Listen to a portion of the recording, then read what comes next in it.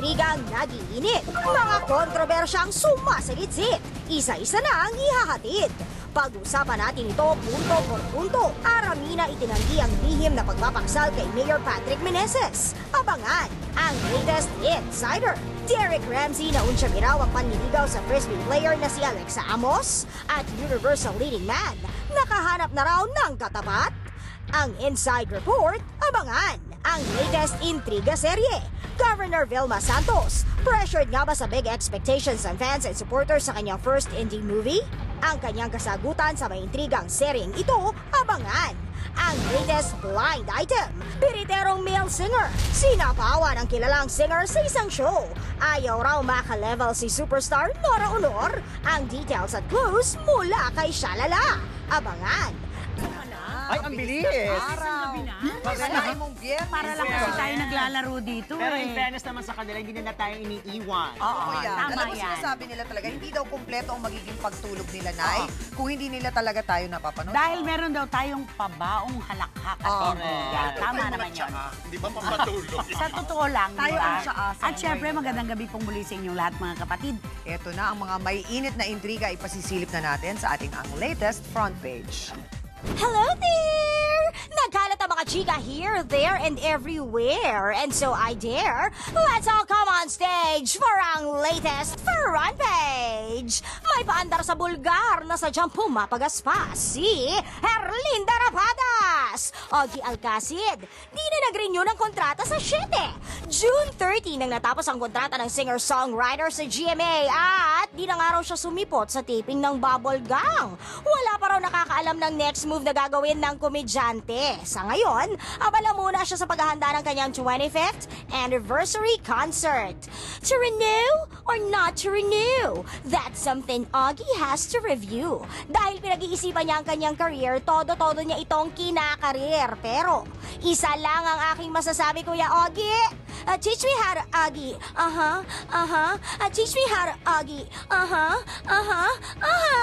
Narito naman ang chikang di dapat katakutan from Troy Katan. And yeah, mula ito sa Bagong Toro. Ritz Azul, inatake ng nervyo sa laplapan nila ni Christopher De Leon. Naka 31 takes raw ang kissing scene ng dalawang bidang ito ng Nisibis Bay. Di raw maipaliwanag ng kapatid Princess kung bakit umabot ito ng ganon karaming takes. Isa pa, first time daw niyang makipag-kissing scene sa telebisyon at magaling at respetadong aktor pa ang kanyang kaiksena.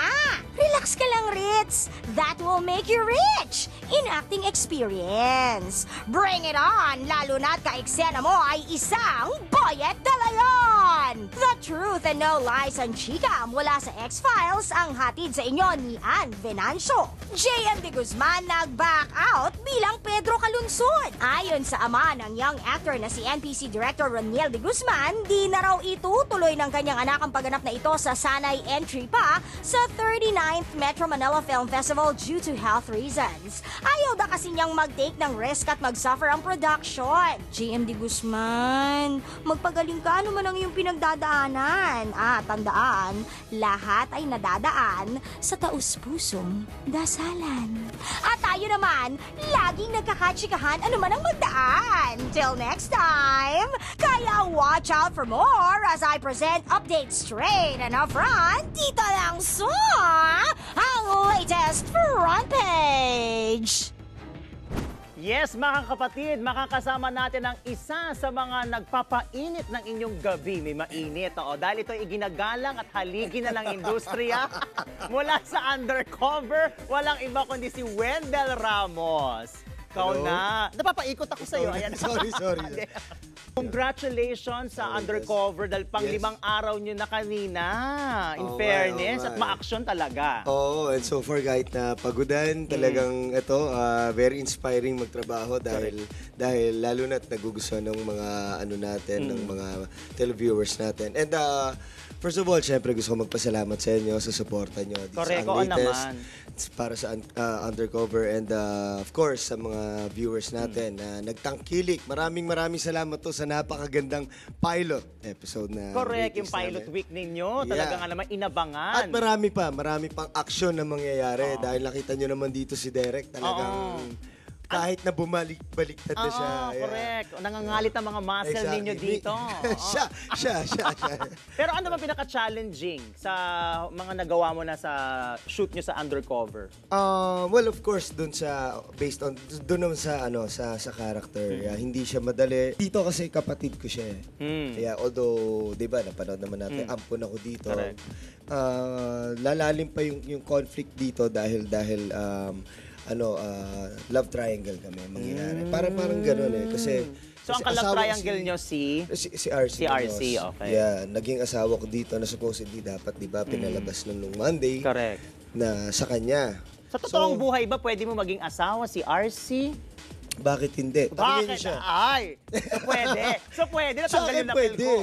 Pwede mo ba siyang tanungin? Kung pwede. Sige, tatanungin ko siya. Lagi ko yung nakakasabay sa salon. Si Jasmine Curtis Smith, kamusta naman? Between Jasmine Curtis Smith and RC Munoz, Actually, sino bira mas sa tingin mong pwede?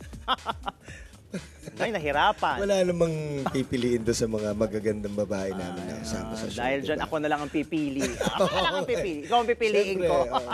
Dahil dyan, congratulations sa Undercover. Tuloy-tuloy pa rin po yan. Siyempre, at imbitahan na natin ang ating mga kapatid. Yes, mga kababayan ko, mga kapatid namin dyan, mga viewers namin, buong Pilipinas, suportahan nyo lang po ang Undercover.